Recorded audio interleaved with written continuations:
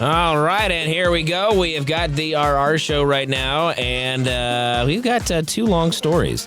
One from ProRevenge, another one from TIFU. So I don't like to belabor the points. I'm Vince, so let's start the RR show. This episode right now.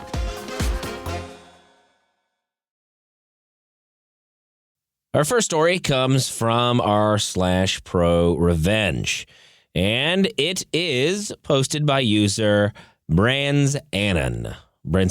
Well, hope I got it right.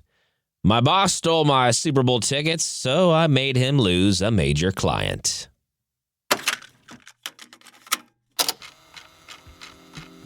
I'm a huge 49ers fan, the rabid all-day tailgate in the parking lot type. A few years ago, we made it back to the Super Bowl. I was working at a consulting firm with a handful of accounts I would interact with directly. One client in particular knew how big of a Niners fan I was. I was the day-to-day lead on his account. He really liked working with me, and we became friends, often grabbing drinks or dinner after our meetings. He had access to a pair of extra company seats to the game, and as a thank you, wanted to give them to me as a gift.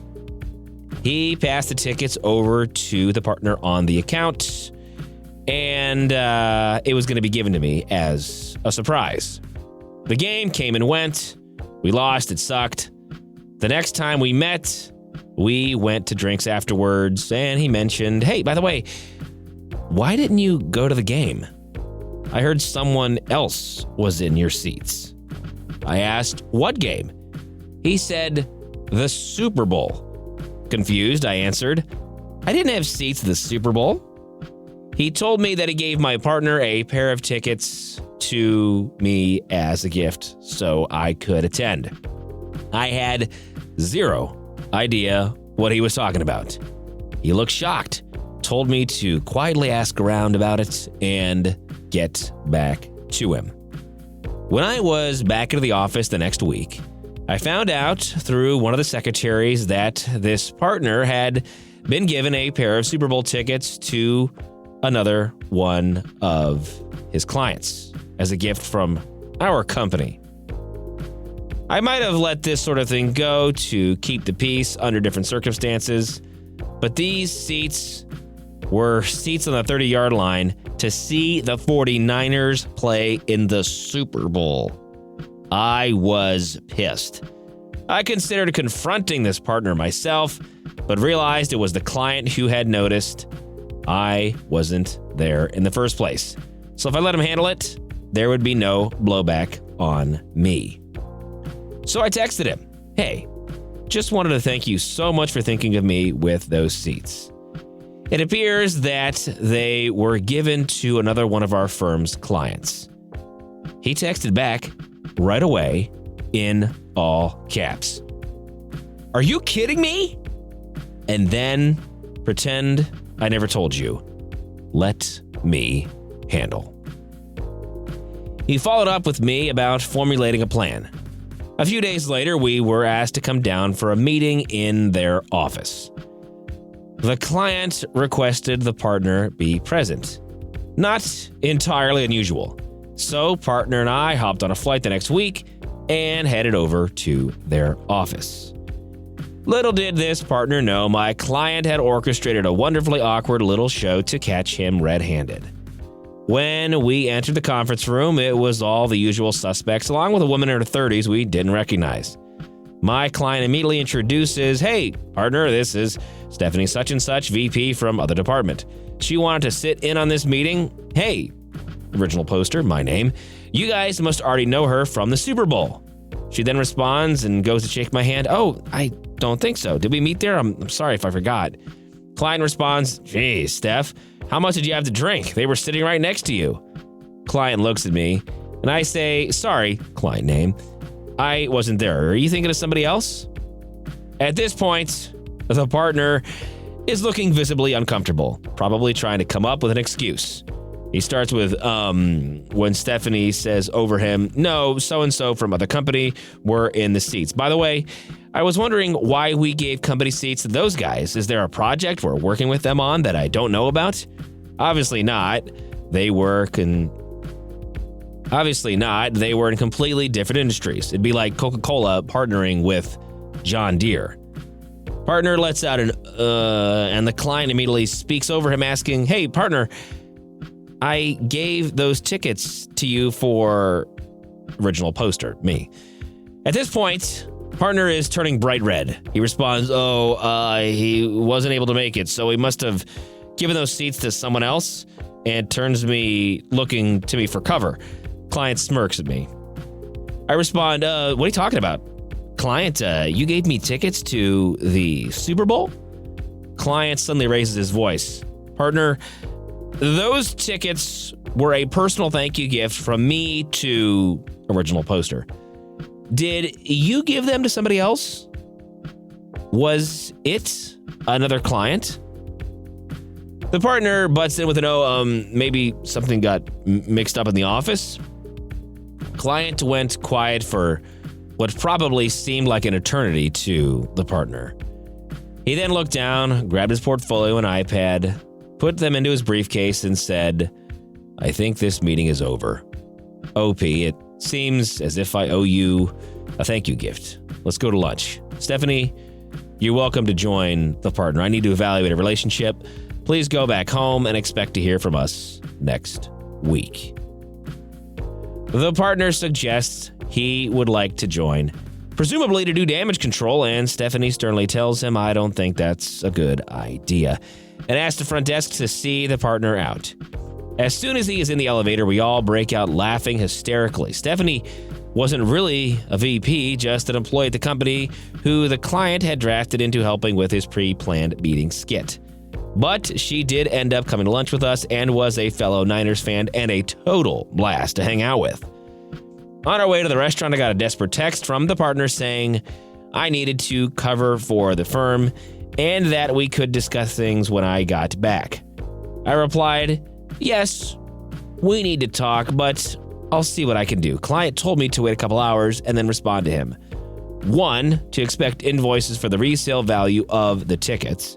Resale is way above face value. It was over $10,000, as well as our lunch. He picked a pricey spot and made a big show of overspending, and that he expected them to be paid immediately. 2, expected I be given a direct apology. 3, expected a written apology to his company for what he considered theft. And 4, he will only interact with me or another one of our firm's partners, never the partner. The whole thing caused a stir with the other partners, and I actually came off looking great because it appeared that I made a good faith effort to save the client for the firm, despite being the victim in this situation. The client would transfer to another partner, which meant that the partner lost his profit share on any work with them. Oh, and the other partners in the firm made the partner pay invoices back out of his salary. In retrospect, I really have no idea what the hell the guy was thinking. Did he seriously believe that the client would not just notice me for not thanking him for Super Bowl tickets? Anyway, the well was kind of poisoned for me there long term because the partner wasn't going anywhere. I left the firm a few months later for a much better position. Client ultimately terminated their relationship with that firm a year later. He actually now works with a good friend of mine at a competing firm. I'm still pissed I missed out on the Super Bowl even though we lost, hoping we make it back this year so I could finally go to one in person. Go Niners. Our next story comes from r/TIFU, posted by user Wobbly Lurker. TIFU by having a bomb squad show up at work.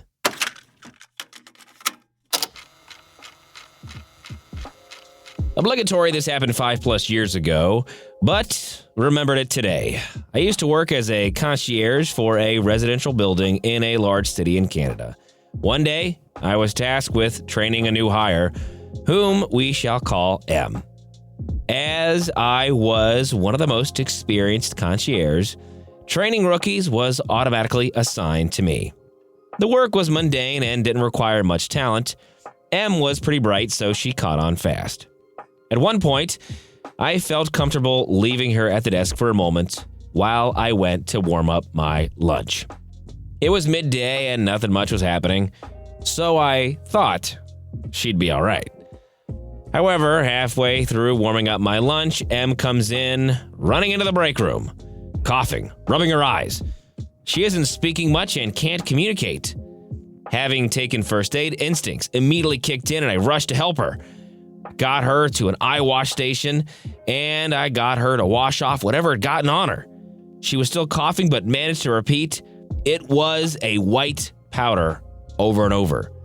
She was able to catch her breath, but for a moment, and was able to tell me she tried to register for this package and she received it earlier for a resident, but when she got it down and put it on the desk, a bit of the white powder from the box got on her face. I got on the phone, called 911, asking for an ambulance. The dispatcher was very good and got help rolling, but then told me to hold on the line for a moment. She then got back on the line and told me to repeat everything I had told her, which I did. In the process of doing so, I was interrupted by two other persons on the phone now asking other questions. I found this a bit confusing and immediately got an uneasy feeling as they mainly wanted to know about M, who she was and what she was doing, and more specifically about the white powder. Not wanting to leave M on her own as she was still coughing, I simply told the people on the phone I didn't know where the package or the powder came from or who it was going to, as I was not at the desk. At the moment, I was told not to move nor let M move from where we were and stay put. Not let anyone in or out, and give directions to the dispatcher for the responders to be able to get in and find us. Then they hung up.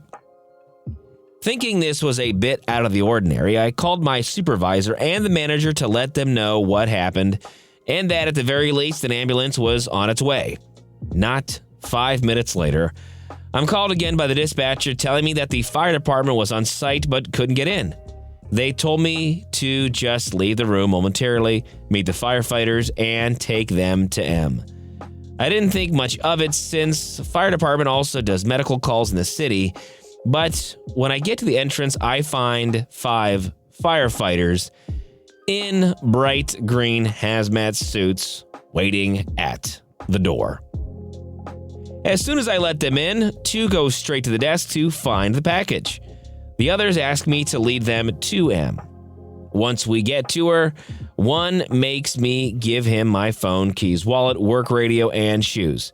That really confused me. After I did, he took me to a different area in the building and told me we would be isolating from everyone.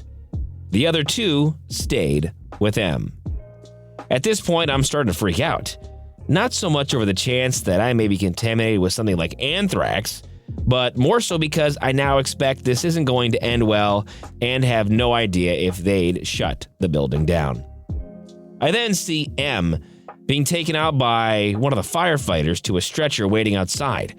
The firefighter that is with me tells me to go with him outside as well. When we exit, I now see that it wasn't 1 fire truck with an ambulance there, but 5 fire trucks and 2 ambulances and more cop cars than I can count. There is a mobile command station being set up and the entire block is being cornered off. At this point, the severity of the situation is really starting to sink in, and I'm realizing this escalated really fast. Since I wasn't having a reaction like M, I was told just to sit outside the building and wait.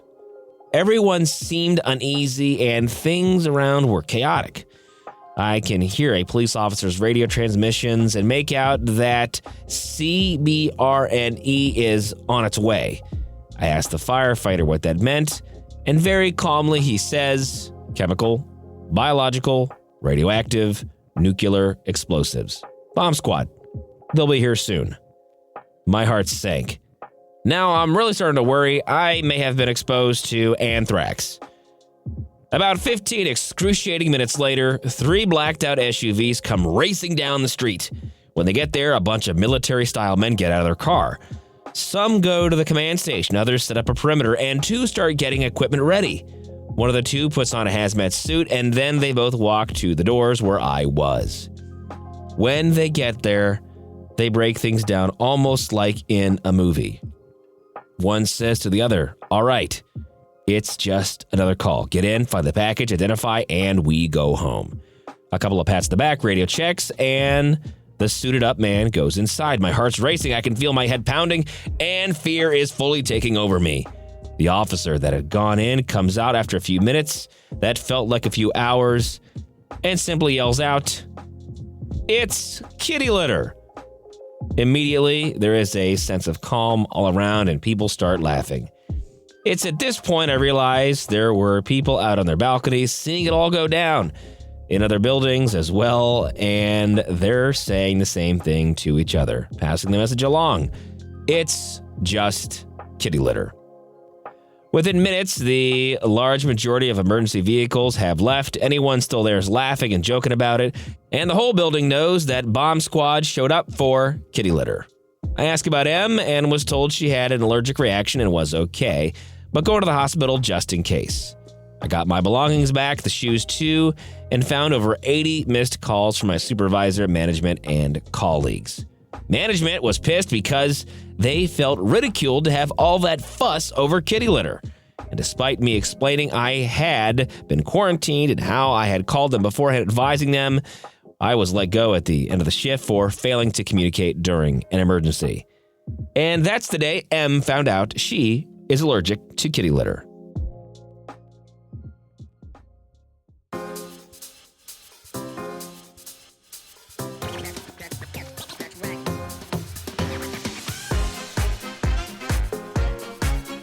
So thanks for being with us. The RR Show is a production of Evergreen Podcasts and Wessler Media. Now, if you'd be so kind, please follow or subscribe to our show wherever you get your podcasts. And if you're feeling extra nice, you might as well leave a 5-star review. But for more, visit the website, rrshow.com. That is rrshow.com. I'm your host, Vince, and we'll see you next time here on the RR Show.